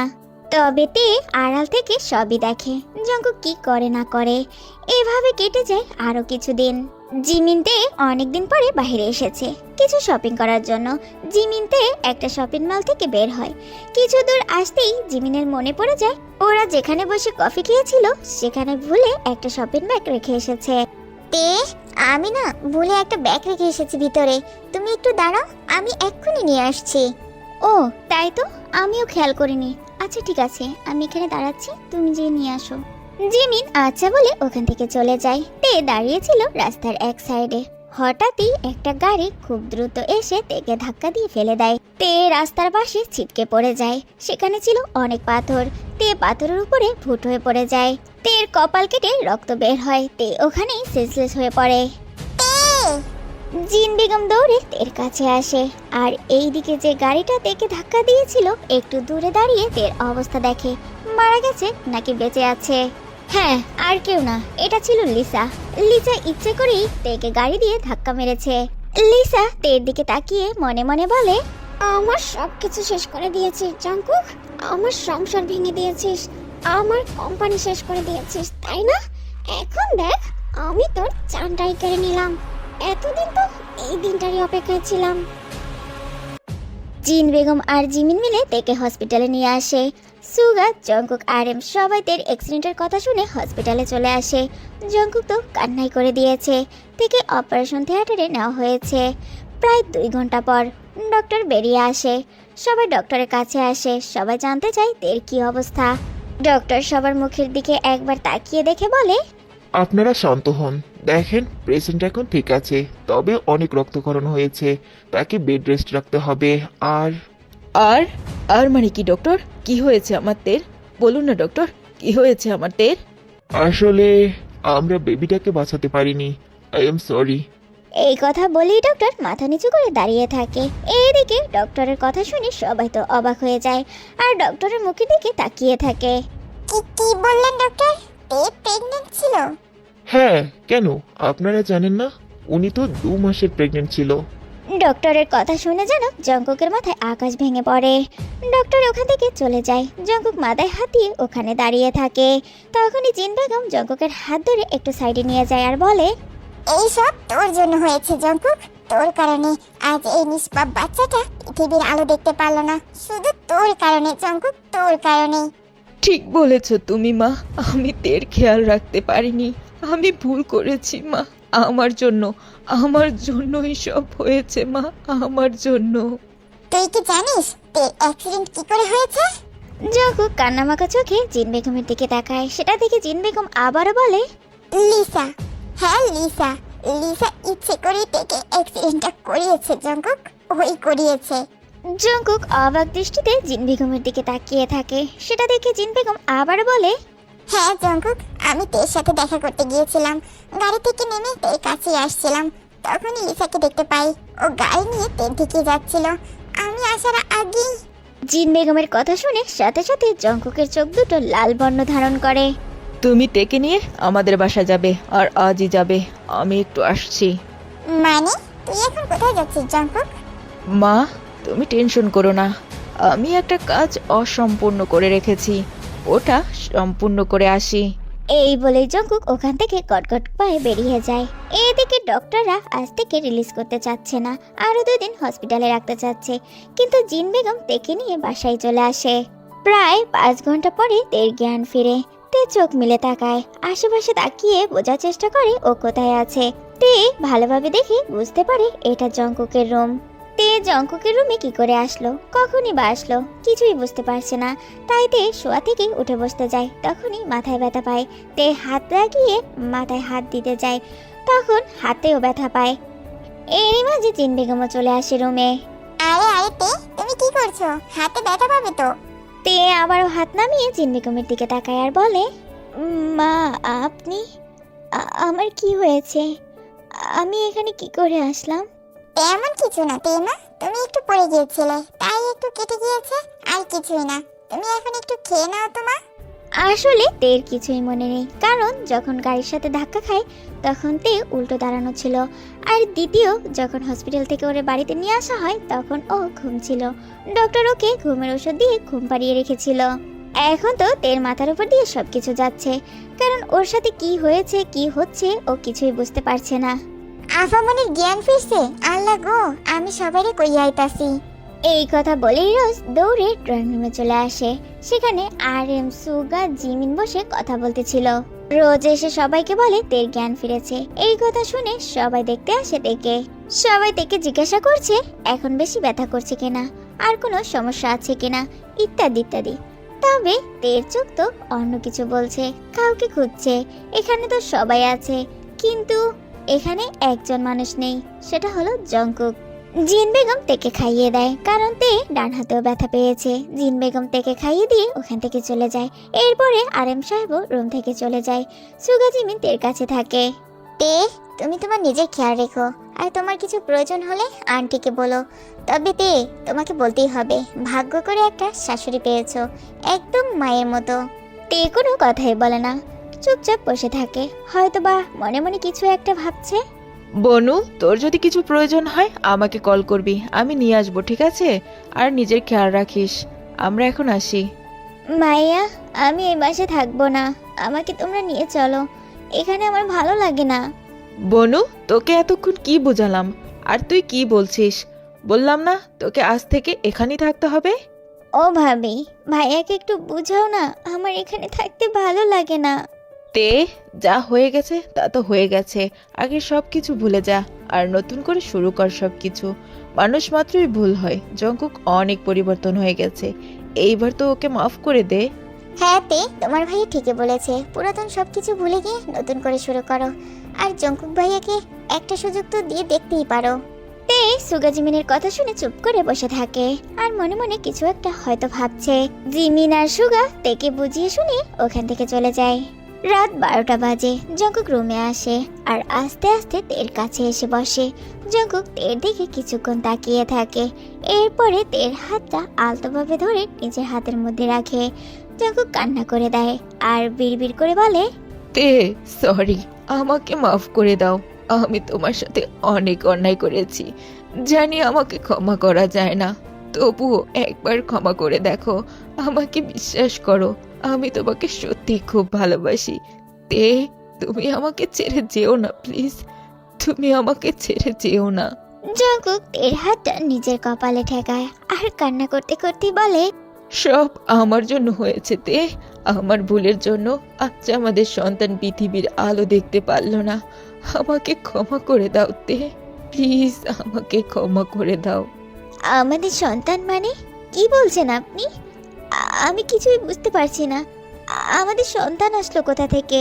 জঙ্কুক তের কণ্ঠ শুনে চমকে যায় আর তের মুখের দিকে তাকিয়ে বলে, তে, তুমি জেগে আছো?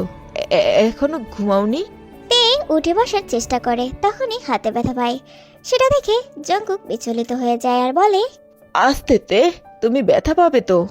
এরপরে জঙ্কুক একটু জাগিয়ে একটা বালিশ দিয়ে তেকে ভালোভাবে বসিয়ে দেয়।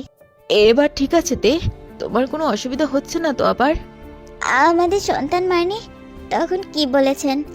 আবার বলেন, আমি শুনতে চাই। তের কথা শুনে জঙ্কুক এখন কি বলবে সেটাই বুঝতে পারছে না।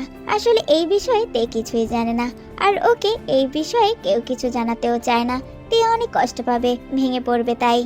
কি কি বলতে কি বলে ফেলেছি আবার খেয়াল নিতে, এসব এখন ছাড়ো, এখন বলো তোমার কি কোনো অসুবিধা হচ্ছে? আপনি আমার কাছ থেকে কিছু লুকাচ্ছেন। কি লুকাবো আমি? আমি বলেছি যে তুমি এতদিন আমার কাছে থাকলে আমরা এক সন্তানের বাবা মা হয়ে যেতাম আর কি। তে অবাক দৃষ্টিতে জঙ্কুকের মুখের দিকে তাকিয়ে আছে। সেটা দেখে জঙ্কুক বলে, আমি কি কিছু ভুল বলেছি তে?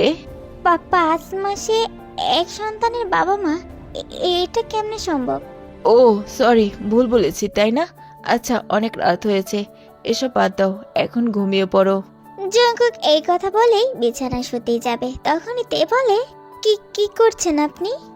জঙ্কুক তের দিকে তাকায়, সেটা দেখে তে আবারও বলে, আপনি কি এই বিছানায় থাকবেন নাকি?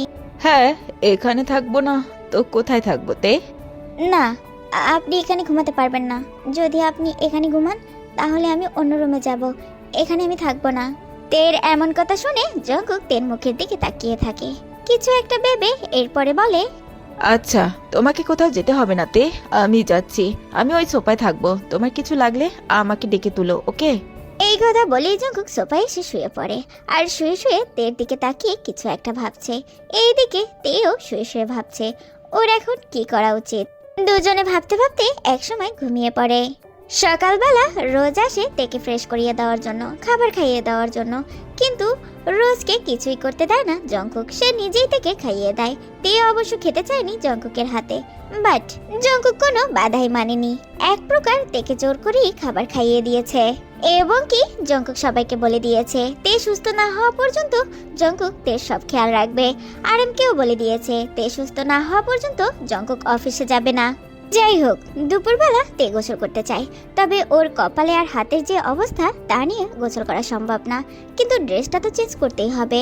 এদিকে তের শরীর এতটাই দুর্বল যে ও নিজে হেঁটে ওয়াশরুমে যেতে পারবে না। তে অনেকক্ষণ অপেক্ষা করতে থাকে রোজবার জিন বেগমের আসার, তবে কেউ এখানে আসে না। তাই তে নিজেই একা একা বিছানা থেকে নেমে দাঁড়ায় ওয়াশরুমে যাবার উদ্দেশ্যে, তবে সামনে এক পা দিতে না দিতেই তে পড়ে যেতে নেয়। সাথে সাথে জঙ্কুকে সে তেকে ধরে ফেলে নিচে পড়ে যাওয়ার আগে। এদিকে তেও পড়ে যাওয়ার ভয়ে সামনে যা পায় তাই এক হাত দিয়ে আঁকড়ে ধরে আর চোখ বন্ধ করে রাখে। তে, তুমি কি করছো? একা একা কেন নামতে গিয়েছো? আমাকে ডাকলেই তো পারতে।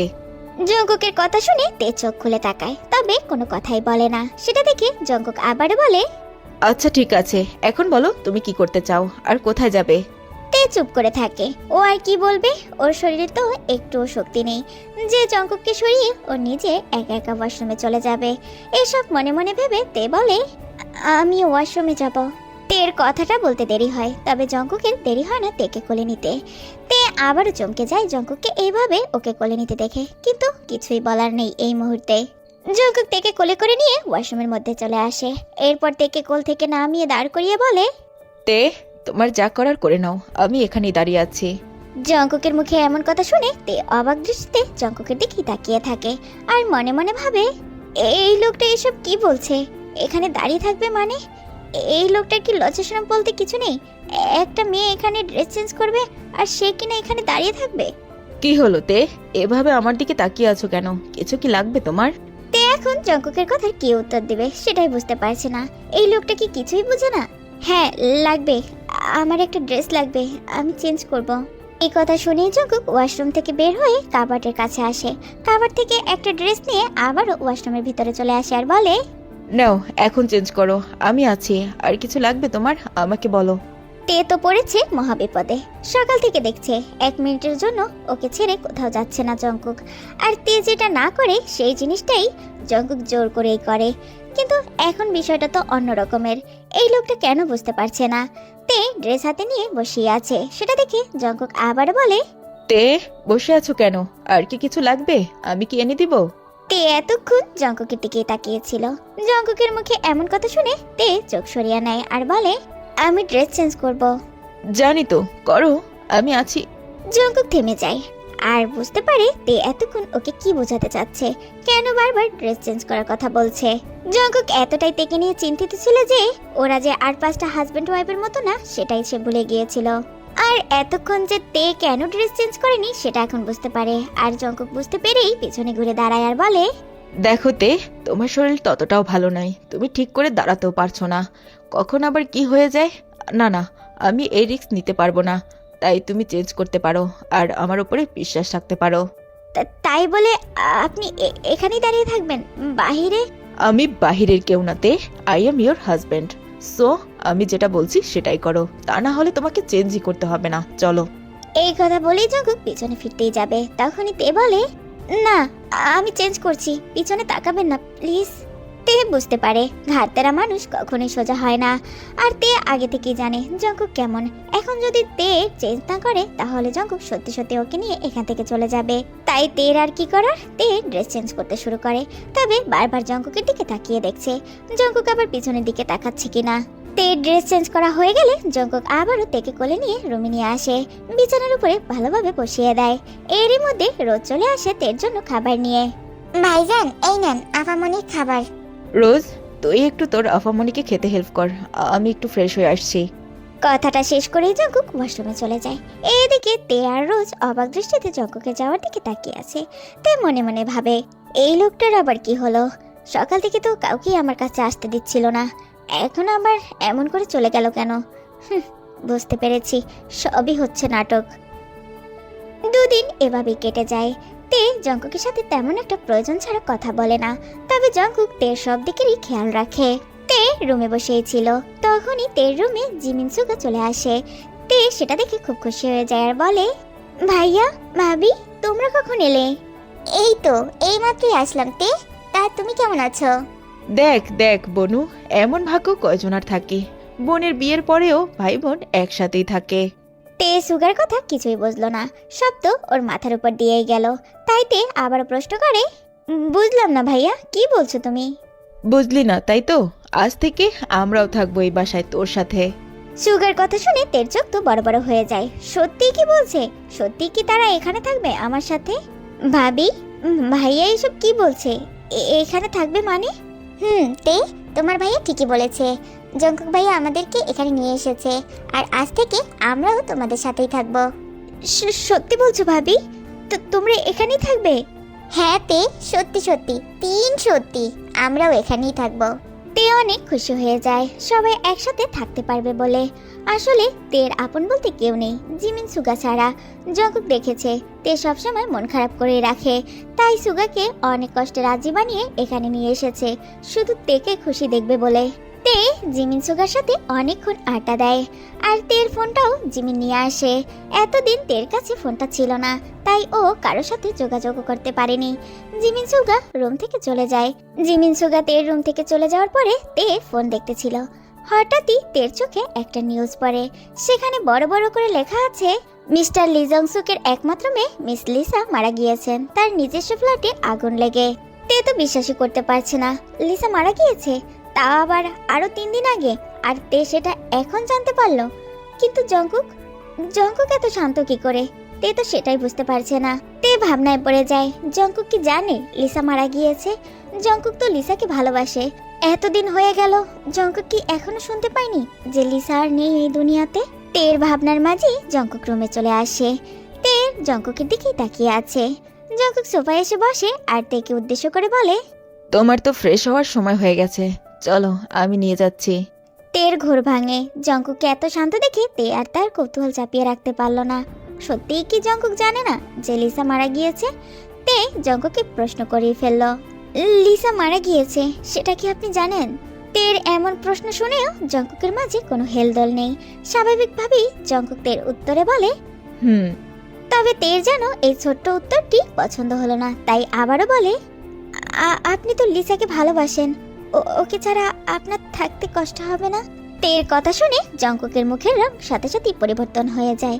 সোফা ছেড়ে উঠে তের কাছে এসে তেকে সাথে সাথে কোলে তুলে নেয় আর বলে, যার পাপের বোঝা যত বেশি তার শাস্তি তত ভয়ঙ্কর, আর এসব নিয়ে তোমাকে ভাবতে হবে না তে। কথা বলতে বলতেই জঙ্কুক তেকে ওয়াশরুমে নিয়ে আসে।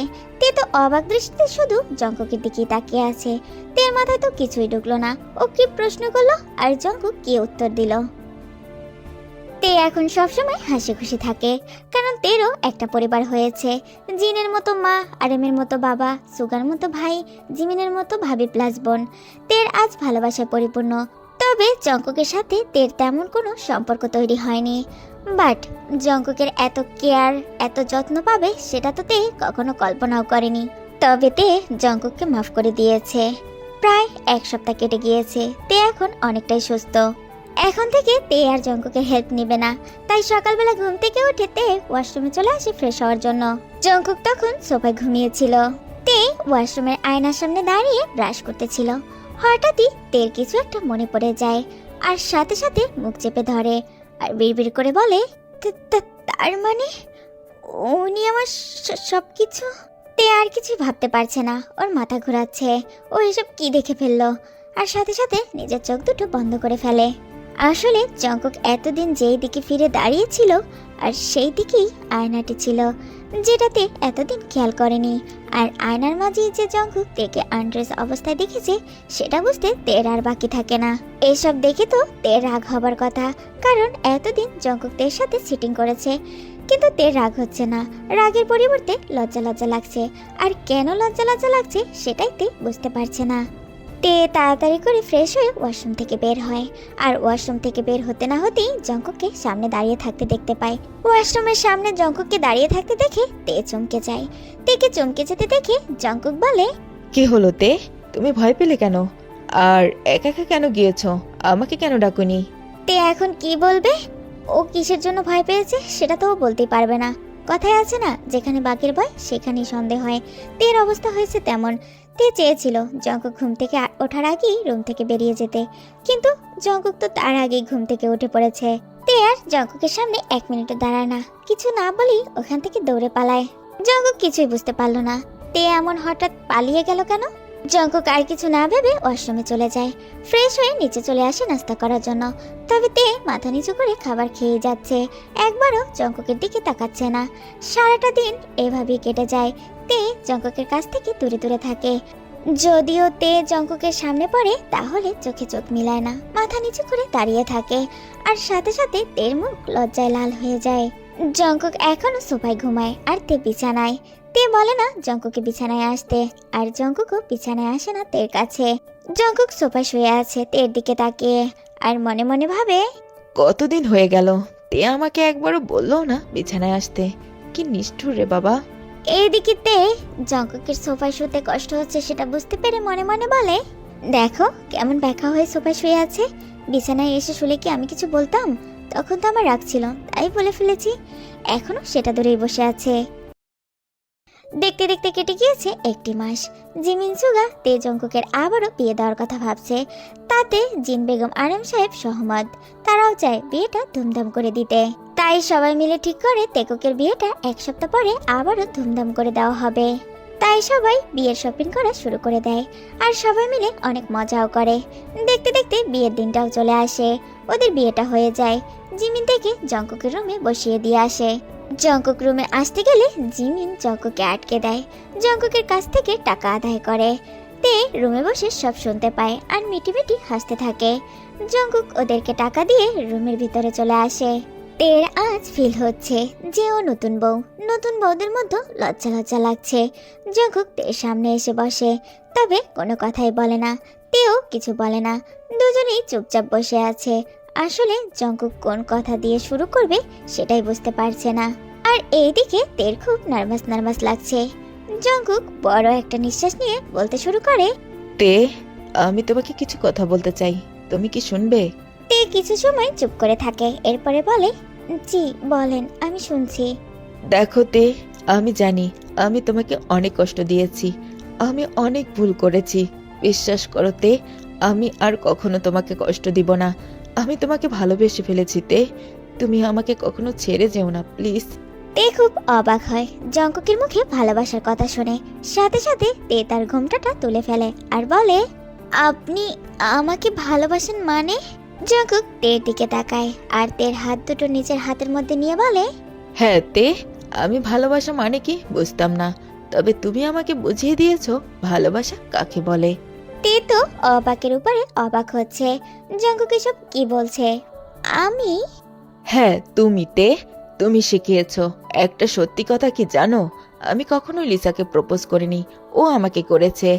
আর আমরা তো বেস্ট ফ্রেন্ড ছিলাম, আমি তো ওকে বেস্ট ফ্রেন্ড ছাড়া আর কিছুই ভাবতাম না। কিন্তু লিসা সবসময় বলতো ও নাকি আমাকে ভালোবাসে, তাই আমিও আর না করিনি। কিন্তু কিন্তু লিসা আপনাকে সত্যিকারে ভালোবাসেনি, তাই তো? কিন্তু আমার ভালো লাগতো অন্য একজনকে। আমি তখন বুঝতে পারিনি সেটা ভালোবাসা নাকি ভালো লাগা। আমি লিসার কাছে লয়াল থাকতে চেয়েছিলাম, তাই ওর কথাতে বিয়ে করতে রাজি হই। কিন্তু ও এইভাবে আমাকে ঠকাবে সেটা তো কখনো বুঝতেই পারিনি। তে তো জঙ্কুকের মুখের দিকে অবাক দৃষ্টিতে তাকিয়ে থাকে। জঙ্কুক লিসাকে ছাড়া আরো একজনকে পছন্দ করে? কি ভাবছো আমি আবার কাকে পছন্দ করি, তাই তো? ওহ সরি, আমি তো তাকে ভালোবেসে ফেলেছি। তে তো জঙ্কুকের মুখের দিকে অবাক দৃষ্টিতে তাকিয়ে আছে। জঙ্কুক তের দিকে তাকিয়ে একটু মুচকি হাসে। জঙ্কুক এরপরে আবারও বলতে শুরু করে, জানোতে সেই মেয়েটাকে, সেই মেয়েটা আমার হাজারো দেওয়া কষ্টগুলো মুখ বুজে সহ্য করেছে শুধু আমাকে ভালোবাসে বলে। আমাকে অফিসে লুকিয়ে লুকিয়ে দেখতো, কখনো কাউকে বুঝতে দেয়নি যে সে আমাকে ভালোবাসে। আর আমি কি না ভুল বুঝেছি তাকে, অনেক অপমান করেছি, তাকে লোভী মনে করেছি। জঙ্কুক থেমে যায়, একটু মুচকি হাসে তের দিকে তাকিয়ে, এরপরে আবারও বলে, হ্যাঁ তে, ঠিকই ধরেছ, তুমি সেই মেয়ে। জানো তে, তুমি আমাকে ছেড়ে যাবার পরে আমি বুঝতে পেরেছি যে আমি তোমাকে ভালোবাসি, কিন্তু তখন অনেক দেরি করে ফেলেছিলাম তে। আমি তোমাকে খুব ভালোবাসি, খুব ভালোবাসি তে। কথাগুলো জঙ্কুক তের দিকে তাকিয়ে বলে।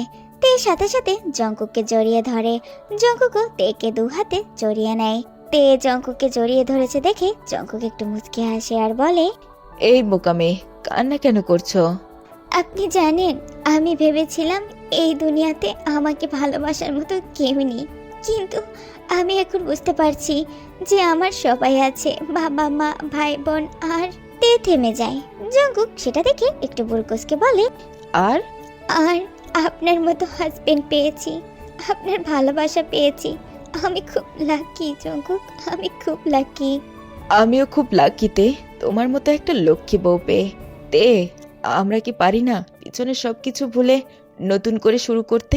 হঠাৎই তের কিছু একটা মনে পড়ে যায়। তে জঙ্কুককে ছেড়ে দিয়ে উঠে বসে আর বলে, আপনি কিন্তু আমার সাথে চিটিং করেছেন। জঙ্কুক তের কথা শুনে বুরুকুসকে তের দিকে তাকায় আর বলে, আমি আমি আবার কখন চিটিং করলাম তে? আপনি বলেছিলেন আপনি পিছনে তাকাবেন না আর আমাকে দেখবেন না, কিন্তু আপনি দেখেছেন। তের কথা শুনে জঙ্কুকের সব মনে পড়ে যায় আর মুখে ফুটে ওঠে একটা ডেভিল স্মাইল। তার মানে তে, তুমি ধরে ফেলেছো যে আমি তোমাকে দেখেছি? বুঝতে পেরেছি। এখন বলেন আপনি কেন আমার সাথে চিটিং করলেন? কই, আমি তো চিটিং করিনি। তুমি আমার বউ, তোমাকে দেখার জায়েজ আমার আছে। আর আমি কথা দিয়েছিলাম যে আমি পিছনে তাকাবো না, কিন্তু আমি এটা কথা দেইনি যে আমি তোমাকে দেখবো না। তাই বলে আপনি আমাকে এভাবে লুকিয়ে লুকিয়ে দেখবেন? জঙ্কুক মুখে একটা ডেভিল স্মাইল নিয়ে বলে, আর লুকিয়ে লুকিয়ে দেখতে হবে না বউজান, এখন থেকে সামনে থেকেই দেখবো। জঙ্কুকের মুখে এমন কথা শুনে তের হার্ট বিট করতে শুরু করে। তে বুঝতে পারে জঙ্কুক কিসের কথা বলছে আর কেনই বা বলছে। গলা শুকিয়ে আসতে শুরু করে। তে বারবার নিজের ঠোঁট চিপ দিয়ে ভেজাচ্ছে। জঙ্কুক সেই দিকে তাকিয়ে নিজের ঠোঁট নিজেই বাইট করতে শুরু করে। আহ বউজান, এত কষ্ট করে লাভ কি? ওগুলো এভাবে ভিজবে না, ওই ঠোঁটগুলো ভেজাতে হলে আমাকে প্রয়োজন। জঙ্কুকের চোখে এখন দুষ্টুমি খেলা করছে। জঙ্কুক তের ঠোঁটের কাছে একটু একটু করে আগাতে থাকে। জঙ্কুক তের ঠোঁটের কাছে ঠোঁট নিয়ে আসলেই তে আবেশে চোখ বন্ধ করে ফেলে। সেটা দেখে জঙ্কুক একটু মুচকে হাসে। এরপরে জঙ্কুক দেখে সফটলি কিস করতে শুরু করে আর তেও সফটলি কিস ব্যাক করতে শুরু করে আর হারিয়ে যায় দুজনে ভালোবাসার রাজ্যে। Touch it, bring it, pay it, watch it, turn it, leave it, start format it. এতদিন Touch তোমাকে it, bring যতটা it, কষ্ট pay it, দিয়েছি, watch it, তার turn থেকে it, leave it, start ভালোবাসা দিয়ে format it. Touch it, তোমাকে bring it, ফুরিয়ে pay দেবো it, তে। watch it, turn it, leave it, start format it. Touch it, bring I it, love pay you it, too, watch তে। it, turn it, leave love it. you Touch too. it, bring it, pay it, watch it, turn it, leave it, start format it. Touch it, bring it, pay it, watch it, turn it, leave it, start format it. Touch it, bring it, pay it, watch it, turn it, leave it, start format it. Touch it, bring it, pay it, watch it, turn it, leave it. Touch it, bring it, pay it, watch it, turn it, leave it, start format it. Touch it, bring it, pay it,